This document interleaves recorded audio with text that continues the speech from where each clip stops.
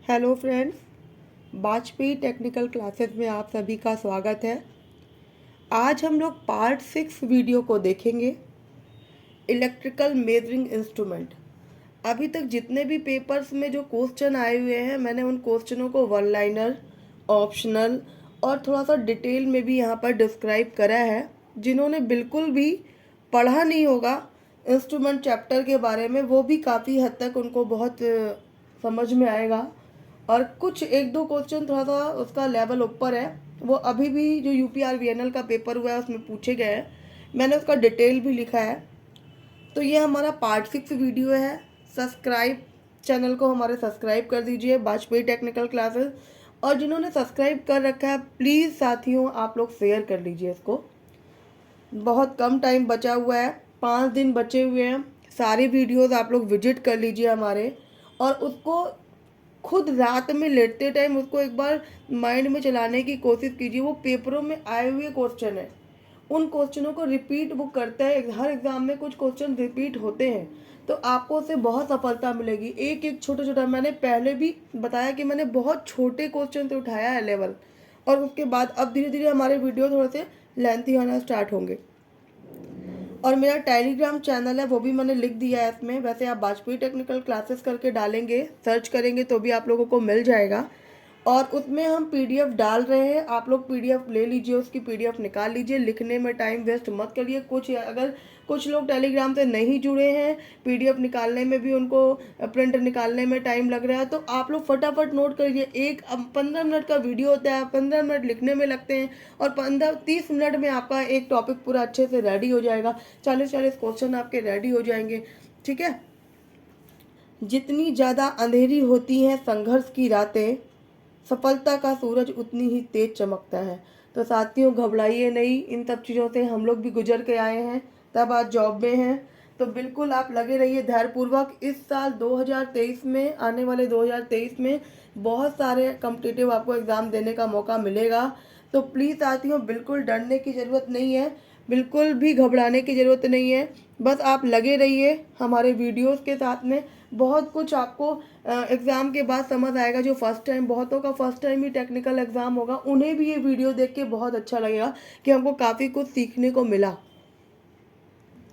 तो आइए हम लोग देखते हैं अपना पहला क्वेश्चन। पहला क्वेश्चन है, निम्न प्रतिरोध को किससे मापते हैं? निम्न प्रतिरोध मतलब लो रेजिस्टेंस को हम किससे मापते हैं? केल्विन डबल ब्रिज से मापते हैं। शीयरिंग, धारिता मापने के लिए कौन सा ब्रिज होता है? धारिता मतलब कैपेसिटेंस मापने के लिए कौन सा ब्रिज है? तो शीयरिंग ब्रिज है। धारिता का परावैद्युतांक मापने के लिए कौन सा होता है? धारिता का परावैद्युतांक मापने के लिए हे ब्रिज। ये दोनों बहुत देखिएगा। एक ऐसा क्वेश्चन UPPCL में आया था साथियों, जिसमें ये सारे ऑप्शन में दे रखे थे, और बाद में जब मैंने और पेपर चेक करे तो ये उन क्वेश्चन उन पेपरों में थे। तो मैंने चारों ऑप्शन को यहाँ पर डिस्क्राइब कर दिया है। केल्विन डबल ब्रिज जो निम्न प्रतिरोध को मापता है, धारिता मापने के लिए शीयरिंग ब्रिज, धारिता का परावैद्युतांक मापने के लिए हे ब्रिज, और इंडक्टेंस मापने के लिए मैक्सवेल ब्रिज और एडरसन ब्रिज। दोनों ब्रिज होते हैं, ये अलग अलग हैं। मैक्सवेल ब्रिज और एडरसन ब्रिज, ये दोनों वैज्ञानिक थे, इन्होंने अपने उस पर ही ये ब्रिजों का नाम रख दिया। ठीक है, तो देख लीजिएगा।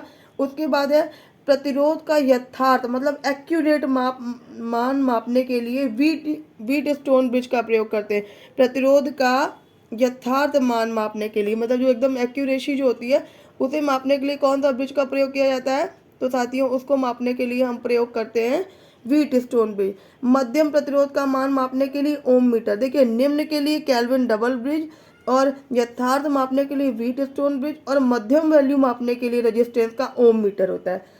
अब देखिए, ये बहुत इंपॉर्टेंट है, बहुत सारे एग्जामों में आता है।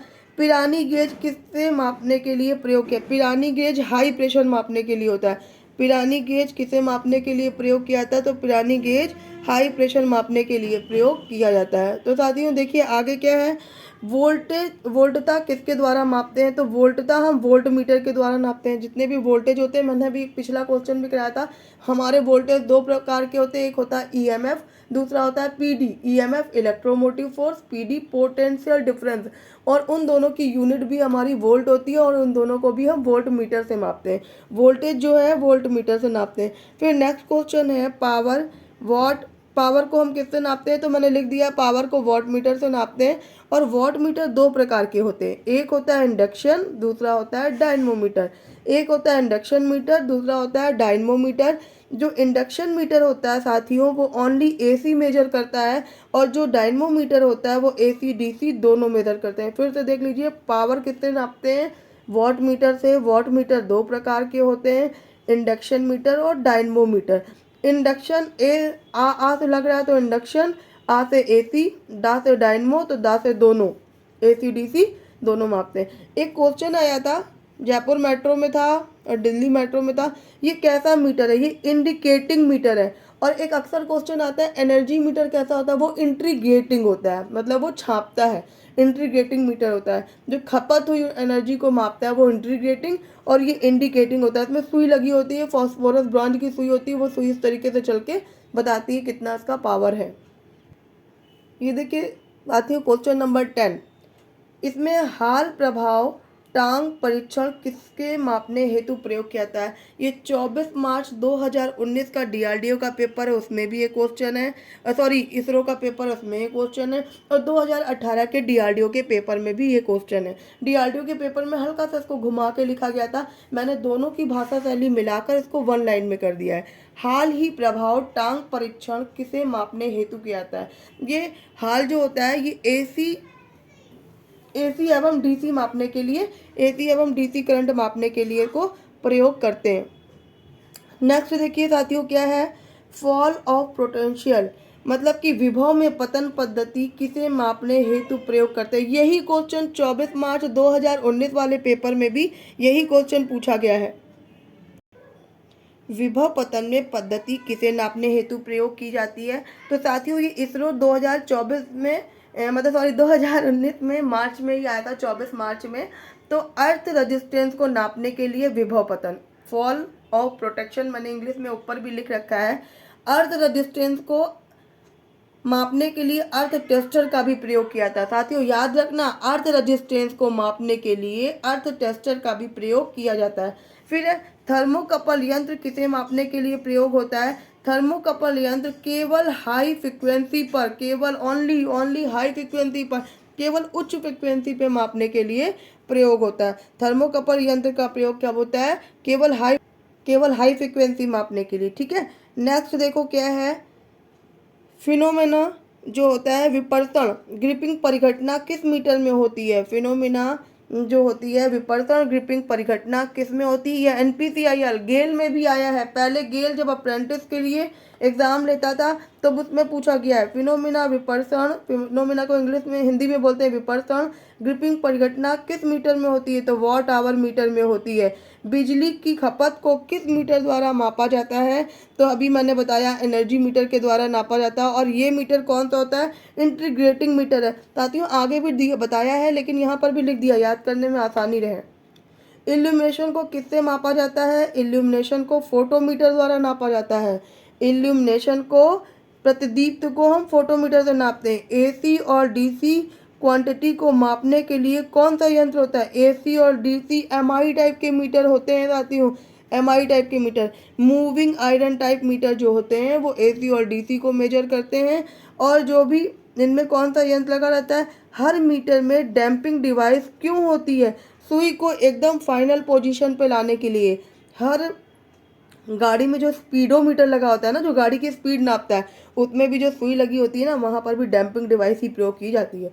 सुई को एकदम फाइनल पोजीशन पे लाने के लिए ही डैम्पिंग डिवाइस प्रयोग की जाती है। ये नहीं कि वो बीच में अटक गई, तुरंत ही स्प्रिंग एक ऐसा लगा रहता है और वो खींच के उसको तुरंत ही पीछे की ओर लाता है। तो डैम्पिंग डिवाइस का प्रयोग कब करते हैं? एकदम सुई को फाइनल पोजीशन पे लाने के लिए। ठीक है, नेक्स्ट क्वेश्चन देखिए, किस यंत्र द्वारा 1 ओम मीटर से कम, मतलब 1 ओम से कम तथा 1 ओम से 5000 तक के बीच का रेजिस्टेंस मापा जाता है? साथियों इसमें 2 क्वेश्चन थे, मैंने एक लाइन में कर दिया क्योंकि टाइमिंग बहुत कम बची हुई है, हमारे पास 5 दिन बचे हुए हैं। आप लोग रोज़ डेली हमारा वीडियो बैक वाला भी देखते चलिए साथ साथ, और ये आगे के जो हैं उनको भी देखते चलिए, ठीक है। बिल्कुल भी भटकिए मत, इधर उधर मत भटकिए, बहुत सारे चैनल देखने की ज़रूरत नहीं है। हो सकता है आज हमको आपको 2 वीडियो दें, एक और भी मेन टॉपिक है जिसके क्वेश्चन ज़्यादा मिल रहे हैं हम उनको पहले प्रोवाइड करते जाए, जहाँ से आसानी से आप नंबर उठा सकते हो, ठीक है। तो क्या है, शेयर भी कर दीजिए प्लीज़, हम आपसे रिक्वेस्ट कर रहे हैं। जितने भी आपके साथी हैं जो लोग जुड़े हुए हैं, सब्सक्राइब कर चुके हैं हमारा चैनल, उनके तक जो लोग भी जुड़े हुए हैं ITI होल्डर्स, प्लीज़ आप उनको शेयर कर दीजिए, उनको हमारे टेलीग्राम चैनल से भी जुड़वाइए, मैं उनको PDF दे पाऊँ।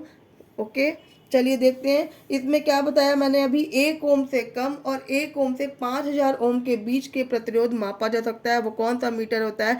पोस्ट ऑफिस बॉक्स विधि नामक, जो कौन सा होता है? पोस्ट ऑफिस बॉक्स में वो होता है, जो मीटर होता है पोस्ट ऑफिस बॉक्स मीटर होता है। ये 10th में भी है। DRDO के लिए 10th की साइंस भी थोड़ा थोड़ा देख लीजिएगा, क्योंकि DRDO थोड़ा सा ग्राउंड लेवल पे वो 10th का भी उठा लेता है साइंस में, GS वगैरह में। नेक्स्ट देखिए, किस विक्षेपण द्वारा मीटर की शुद्धता निर्धारित की जाती है? मतलब accuracy of meter of the meter, किस विक्षेपण द्वारा मीटर की शुद्धता निर्धारित की जाती है? तो accuracy of the meter full scale, full scale द्वारा होती है। FSD, फुल स्केल FSD के द्वारा मीटर की जो विक्षेपण एक्यूरेसी है वो हम जांचते हैं। इसमें ऑप्शन कई सारे थे, फुल स्केल, लो स्केल, इस तरीके से करके 3-4 ऑप्शन थे, तो जो उसका ऑप्शन सही था मैंने वो लिख दिया है। अब देखिए क्या है, DC वोल्टेज नापने में अधिकतर किस वोल्ट मीटर को वरीयता दी जाती है? DC वोल्टेज नापने के लिए अधिकतर किस वोल्ट मीटर को वरीयता दी जाती है? साथियों ऑप्शन ए दे रखा है PMMC, MI, hot wire type, induction type. 4 option दे रखे गए थे, लेकिन पूछा जा रहा है DC वोल्टेज नापने में अधिकतर किस वोल्ट मीटर को वरीयता दी जाती है? तो परमानेंट मैग्नेटिक कॉइल वाले को दी जाती है, PMMC को दी जाती है, ये केवल DC नापता है। MI टाइप मीटर और हॉट वायर टाइप जो मीटर होते हैं वो AC DC दोनों में यूज होते हैं। मैंने इसीलिए अलग अलग क्वेश्चन करके नंबर नहीं बढ़ाए हैं, और एक साथ ही आपको समझा दिया कि ये दोनों मीटर MI टाइप और हॉट वायर टाइप, ये AC DC। लेकिन साथियों एक बात याद रखना, इससे अगर हम DC केवल नापते हैं ना तो हमें एक्यूरेट वैल्यू नहीं मिलती। केवल अगर हमें एक्यूरेट पोजीशन चाहिए, उसका कितने एम्पियर जा रही है उसमें या कितना वोल्ट जा रहा है उसमें, तो केवल हमको वो इस वाले से ही मिल पाएगी जो केवल DC नापता है। और इंडक्शन टाइप जो मीटर होते हैं वो AC में भी, ओनली AC में काम आते हैं। इंडक्शन टाइप ओनली AC में, MI type hot wire AC DC दोनों में, और PMMC टाइप जो मीटर होते हैं वो केवल DC मेजर करते हैं। ओके, नेक्स्ट क्वेश्चन है, केल्विन ब्रिज का उपयोग है। ये PCL UPR VNL, उस टाइम मैं NPCIL का पेपर सॉल्व करवा रही थी तो मैंने उधर NPCIL और इसरो लिख दिया है, बाकी ये फिर क्वेश्चन आ गया, रिपीट हो गया। तो इसमें लिखा है केल्विन ब्रिज का उपयोग होता है, ऑप्शन दे रखा गया है लो, निम्न प्रतिरोध में, मतलब निम्न प्रतिरोध, निम्न वोल्टेज, निम्न फ्रिक्वेंसी, निम्न करंट। तो आपको याद रखना है केल्विन ब्रिज केवल लो रेजिस्टेंस में यूज होता है। लो रेजिस्टेंस मतलब पता है क्या होता है साथियों? जैसे आर्मेचर का रेजिस्टेंस 1 ओम से कम होता है, वहाँ पर केल्विन डबल ब्रिज का प्रयोग कर सकते हैं। अर्थिंग का रेजिस्टेंस जो होता है वो भी 1 से कम होता है, तो मैंने लिख दिया लो रेजिस्टेंस, आर्मेचर का, अर्थिंग का, DC सीरीज टाइप रेजिस्टेंस जो भी संपर्क में आते हैं वो सभी लो रेजिस्टेंस होते हैं, और उनको मापने के लिए हम केल्विन ब्रिज का यूज करते हैं या केल्विन डबल ब्रिज का यूज करते हैं। अब देखिए साथियों क्या है कि वोल्ट मीटर का आंतरिक प्रतिरोध कितना होता है? ऑप्शन दे रखा गया 0, लो मतलब निम्न, हाई अनंत, ठीक है, 0 निम्न, उच्च अनंत, 0 लो, हाई इन्फिनिटी। पूछा है आदर्श मीटर का आंतरिक प्रतिरोध कितना होता है? साथियों आंसर है आदर्श मीटर जो होते हैं उनका आंतरिक प्रतिरोध जो होता है वो होता है अनंत। आदर्श वोल्ट मीटर का आंतरिक प्रतिरोध क्या होता है, अनंत होता है, इन्फिनिटी होता है। अगर यही क्वेश्चन आपसे पूछ ले यदि मीटर आदर्श ना हो, वोल्ट मीटर का आंतरिक रेजिस्टेंस कितना होता है, तो वोल्ट मीटर का होता है हाई। मैंने यहाँ इसको डिस्क्राइब कर दिए चारों ऑप्शन कि वोल्ट मीटर का पूछेगा तो क्या होता है, हाई होता है। यदि ये पूछ ले कि यदि सामान्य एम्पियर मीटर हो तो तब क्या होगा, यदि सामान्य एम्पियर मीटर का आंतरिक रेजिस्टेंस कितना होता है, तो होता है निम्न।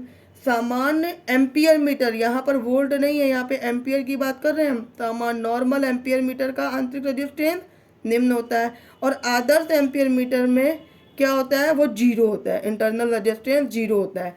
तो इसको आप ध्यान से देख लीजिएगा, यहीं पे आपके चारों क्वेश्चन और चारों ऑप्शन को मैंने डिस्क्राइब कर दिया है। ठीक है, आदर्श वोल्ट मीटर का आंतरिक रेजिस्टेंस कितना होता है, अनंत होता है। अगर ये आदर्श नहीं होता, नॉर्मल मीटर होता, तो कितना होता, हाई होता। अगर यही बात वोल्ट मीटर नहीं एम्पियर मीटर में पूछता तो नॉर्मल एम्पियर मीटर का लो, और अगर आदर्श होता तो क्या होता, आइडल मीटर का कितना हो जाता, जीरो हो जाता। ठीक है साथियों, समझ आ रहे हैं ना आप लोगों को? समझ आ रहा है तो सब लोग लाइक कर दो, तुरंत सब लोग लाइक कर दो प्लीज़। जितने भी लोग हैं देख रहे हैं प्लीज़ उसको लाइक कर दीजिए अगर आपको समझ आ रहा है तो। करंट ट्रांसफार्मर के साथ कौन सा मीटर नहीं लगता? करंट ट्रांसफार्मर के साथ देखो, सीटी के साथ कौन सा मीटर नहीं लगता, तो सीटी के साथ साथियों ये ऑप्शन में दे रखा था कि कौन सा मीटर नहीं लगता, volt meter, watt meter, ampere meter, energy meter. तो मतलब ऐसे दे रखा था कई सारे। तो करंट इसके संग कौन सा नहीं लगता है, वोल्ट मीटर नहीं लगता है, क्योंकि इसके ये किसके संग लगता है, पोटेंशियल मीटर के संग लगता है। सीटी करंट ट्रांसफार्मर के संग वोल्ट मीटर नहीं लगता। फिर उसके बाद लगते कौन कौन से हैं, वॉट मीटर लगता है, एम्पियर मीटर लगता है, एनर्जी मीटर लगता है, और कभी कभी ये रिले के साथ भी लगाई जाती है। मैं यूपीपीसीएल में हूँ, कभी कभी HV2 के काम में भी जाना पड़ता है, तो वहाँ पर ये बॉक्स खुलता है और वहाँ पर ये देखने को मिलता है। अब की बार जो वीडियो दूंगी थोड़ा सा डिस्क्राइब में पढ़ाना स्टार्ट करूँगी। अभी तो वीडियो स्टार्ट ही की है मैंने यूट्यूब पे पढ़ाना, तो मैं आपको पूरा पूरा ये दिखाया करूँगी, दिखा के समझाया करूँगी। तो प्लीज़ आप लोग बेहतर जानकारी के लिए आप और लाइव प्रैक्टिकल के लिए भी आप लोग हमारे चैनल को लाइक और सब्सक्राइब कर लीजिए। मैं एक एक चीज़ों को आपको एक्सप्लेन करके बताऊँगी। थोड़ा इस टाइम पे वर्कलोड भी ज़्यादा है और एग्ज़ाम बहुत करीब आ गया, मुझे ये सब करने का बिल्कुल अभी से बहुत लोग स्टूडेंट पीछे पड़े थे कि मैम प्लीज़ आप आइए, आप इस तरीके से करिए, तो उनकी हेल्प से इसीलिए मैं अभी पेजेस में लिख लिख के आपको समझा रही हूँ कि कुछ लोग हमारे पहले पढ़ चुके हैं, बस उनका रिवीजन हो जाए और वो सिलेक्टेड हो जाए। बहुत सारे लोग हमारे सिलेक्टेड हैं और वो हमारे साथ हमारे ही डिवीज़न में ही हैं, हमारे साथ हमारे डिपार्टमेंट में हैं, हमारे साथ में ही हमारी उनकी रोज़ भी मुलाकात होती है। मैं उनका नाम नहीं लेना चाहूँगी यहाँ पर। तो देखिए कौन कौन से मीटर होते हैं, मैंने आपको ये भी बता दिया। फिर नेक्स्ट क्या है, ये यूपीपीसीएल का ही क्वेश्चन है, क्रिपिंग त्रुटि किस में होती है? क्रिपिंग त्रुटि जो होती है वो एनर्जी मीटर में होती है और वॉट आवर मीटर में होती है। क्रिपिंग त्रुटि बहुत ध्यान से रखिएगा। अभी जो यूपीआरवीएनएल का पेपर हुआ है, अभी मतलब बिल्कुल अभी हुआ है, तो उस वाले में ही ये क्वेश्चन आया हुआ है। ठीक है, क्रिपिंग त्रुटि किस में होती है, तो energy meter, watt hour meter में होती है, और ये इंटीग्रेटिंग मीटर होता है। फिर है MC type meter, moving coil, MC type moving coil type meter. मैंने ये मैक्सिमम एग्जाम में पूछे जाते हैं, मैंने इसको पूरा डिस्क्राइब कर दिया। रुकिए मैं नीचे तक इसको ले जाऊँ वरना आप लोग को दिखता नहीं है और मैं बोलती चली जाती हूँ। मूविंग कॉइल जो मीटर होते हैं वो मैक्सिमम एग्जाम में पूछे गए, इनके जो जो पॉइंट है मैंने एक जगह लिख दिए। Moving coil meter DC motor के सिद्धांत पे कार्य करते हैं, DC मोटर के सिद्धांत पे कार्य करते हैं। ये केवल DC मापते हैं। मूविंग कॉइल जो मीटर होते हैं वो ओनली DC मेजर करते हैं, इनमें अधिक करंट माप नहीं सकते। ये यंत्र एवरेज वैल्यू, मतलब जो भी एवरेज वैल्यू औसत मान तक ही मान को बताते हैं, बहुत ज़्यादा मतलब मान को नहीं बताते, एकदम से हाई बताते एकदम से लो बताते, इस टाइप का इनका नहीं रहता है। ठीक है साथियों, कि तो मूविंग कॉइल मीटर कैसे होते हैं, ये DC मोटर के सिद्धांत पे कार्य करते हैं, ये केवल DC मापते हैं, इनमें से अधिक करंट नहीं माप सकते, ये केवल एवरेज वैल्यू मापते हैं, और इसमें जो प्रयोग होता है वो परमानेंट मैग्नेट प्रयोग होता है। DC मूविंग कॉइल इंस्ट्रूमेंट में परमानेंट मैग्नेट प्रयोग किया जाता है। नेक्स्ट देखिए, नेक्स्ट पॉइंट है, मूविंग कॉइल मीटर में डैम्पिंग एडी करंट मतलब जो डैम्पिंग क्यों प्रयोग की जाती है, तो मूविंग कॉइल मीटर में एडी करंट डैम्पिंग प्रणाली प्रयोग की जाती है। कौन सा सिस्टम प्रयोग किया जाता है, तो एडी करंट डैम्पिंग प्रणाली मूविंग कॉइल मीटर में एडी करंट डैम्पिंग प्रणाली प्रयोग की जाती है। अब देखिए मैंने जितने भी मूविंग आयरन टाइप, अभी ये सारा जितना था मूविंग कॉइल टाइप मीटर के बारे में बताया था, जितने भी पॉइंट बता रहे हैं हम तो वो बता रहे हैं मूविंग आयरन टाइप मीटर में। मूविंग आयरन टाइप जो मीटर होते हैं इंस्ट्रूमेंट है, ये यंत्र आरएमएस वैल्यू मापते हैं। वो कौन सी वैल्यू मापते थे, एवरेज वैल्यू। और ये कौन सी वैल्यू मापते हैं, आरएमएस वैल्यू मापते हैं। वो एवरेज वैल्यू मापते थे, मूविंग कॉइल एवरेज वैल्यू नापता है और मूविंग आयरन आरएमएस वैल्यू नापता है। वो देखिए ये इलेक्ट्रोमैग्नेट अट्रैक्शन मतलब आकर्षण के सिद्धांत पे काम करता है। वो किस सिद्धांत पे काम करता था, वो वाले किस सिद्धांत पे काम करते थे, फटाफट टाइप करके था, वो डीसी मोटर के सिद्धांत पे काम करते थे। ये एसी डीसी दोनों में प्रयोग होते हैं, इसमें अधिक करंट माप सकते हैं। वो केवल डीसी में प्रयोग होते थे, उसमें अधिक करंट को माप नहीं सकते हैं। एमआई में एयर फ्रिक्शन डैम्पिंग प्रयोग होती है, उसमें इसमें कौन सी होती है, ईडी करंट डैम्पिंग प्रणाली पे। और ये वाले एयर फ्रिक्शन डैम्पिंग वायु घर्षण डैम्पिंग प्रयोग की जाती। साथियों आसपास ही लिख दिया, कंफ्यूज मत होना, आगे पीछे देख लेना। उसमें इस मूविंग कॉइल में एडी करंट और इसमें एयर फ्रैक्शन वायु घर्षण डैम्पिंग प्रयोग की जाती है। ठीक है, आगे बढ़ूँ। ये तो मोस्ट इम्पॉर्टेंट है, ये मेरे एग्ज़ाम में पूछा गया था, जो जिस एग्ज़ाम में मैं सिलेक्ट होकर आई हूँ। देखिए मोस्ट इम्पॉर्टेंट मैंने लिख दिया, उसको मैंने डिस्क्राइब भी कर दिया थोड़ा सा लैंग्वेज चेंज करके। किसी एम्पियर मीटर की सीमा बढ़ाने के लिए क्या किया जाता है, किसी एम्पियर मीटर की सीमा बढ़ाने के लिए क्या किया जाता है, तो इंस्ट्रूमेंट की कॉइल के समानांतर में लो मान वाला प्रतिरोध संयोजित किया जाता है। इंस्ट्रूमेंट जो होता है, मान लो कोई यंत्र है जिससे हम नापते हैं, उसमें लो मान वाला एक रेजिस्टेंस संयोजित किया जाता है जो शंट कहलाता है। अब देखिए मान लीजिए सपोज ये मीटर है, दिख रहा है आप सभी को, सपोज ये मीटर है और इस मीटर में ये कॉइल पहले से चल रही थी, इसका उसमें ही हमने पैरेलल में एक रेजिस्टेंस लगा दिया जिसको हमने RSH बोल दिया, रेजिस्टेंस शंट रेजिस्टेंस बोल दिया। ठीक है, आप समझ गए, इसको बना दिया, इसको लगा देंगे तो एम्पियर मीटर की सीमा बढ़ जाएगी। बट ये याद रखना कौन सा लगता है, लो लगता है या हाई लगता है, तो लो रेजिस्टेंस मान वाला लगाते हैं। ठीक है, अब देखते हैं करंट जो प्रवाहित हो रही है, इससे रिलेटेड दोनों फॉर्मूले मैंने लिख दिए, यहाँ डायग्राम के थ्रू समझा दिया। ये जो है ये मेरा इंस्ट्रूमेंट रेजिस्टेंस है RM है और ये मेरा शंट रेजिस्टेंस है RSH है। अगर यही क्वेश्चन आपसे पूछता है किसी वोल्ट मीटर की सीमा बढ़ाने के लिए क्या क्या आता है, अभी क्वेश्चन था कि किसी एम्पियर मीटर की सीमा बढ़ाने के लिए क्या प्रयोग किया जाता है, मतलब क्या करा जाता है। अब पूछ रहा है किसी वोल्ट मीटर की, तो इंस्ट्रूमेंट की कॉइल के सीरीज में कनेक्ट रजिस्टर का मान बढ़ाया जाता है। अब ये तो पैरेलल में लगाया था, यहाँ पर जो सीरीज में कनेक्ट होगा, मान लो 5 का है तो हम उसको 10 कर देंगे। ठीक है, कॉइल की सीरीज का मान बढ़ाया, रजिस्टेंस का मान बढ़ाया जाता है। ऊपर क्या था, रजिस्टेंस लो मान का रजिस्टेंस लगाते हैं, यहाँ पर हाई वैल्यू का रेजिस्टेंस लगाते हैं। साथियों बहुत ध्यान से देख लेना, बार बार पॉज करके देखना, इसीलिए पूरी बात बोलते हैं जो वो लिख भी देते हैं कि आप लोगों को कहीं प्रॉब्लम ना हो। चलिए देखिए डायग्राम के थ्रू समझा भी दिया है। ये मान लीजिए रेजिस्टेंस है, इंटरनल रेजिस्टेंस है जो उसके आंतरिक में जो इंस्ट्रूमेंट का रेजिस्टेंस है, वहाँ पर एक वोल्ट मीटर का रेंज बढ़ाने के लिए हमने यहाँ पर जो रेजिस्टेंस को मान बढ़ा दिया। सपोज यहाँ पर 5 का लगा होगा, 5 ओम का रेजिस्टेंस लगा होगा, तो हमने इसकी वैल्यू कितनी कर दी, 10 ओम कर दी, तो इसकी वोल्ट मीटर की रेंज बढ़ जाएगी।